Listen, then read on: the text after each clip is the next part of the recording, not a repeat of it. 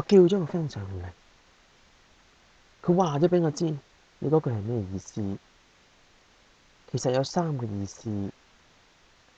第一個意思就係燉你冬菇，第二個意思就係鄧解文好酷，第三個意思就係戥你辛苦，戥你辛苦。小妹妹，其實我睇咗你咁多片，其實都好戥你辛苦。其實你有時間，不如睇下聖經啦。聖經有一本書叫《哥林多前書》咧，13章，佢係講到愛。佢話愛是長久忍耐，愛能凡事包容，凡事忍耐。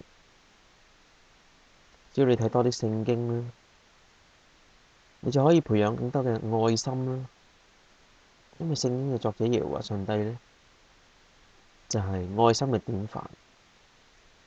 喺約翰一書3章就講到啦，耶和華上帝咧就係愛，所以你睇多啲聖經咧，就能夠培養多啲愛心。之後咧就好似我咁啦，雖然我拍咗好多片，成日俾人鬧，但係因為我睇聖經咧，學習耶和華上帝咧，培養好多愛心咧，所以我包容佢哋咧，忍耐佢哋。所以有時間除咗拍片之外，記住睇聖經啦，唔好成日呢個燉人哋冬菇啦。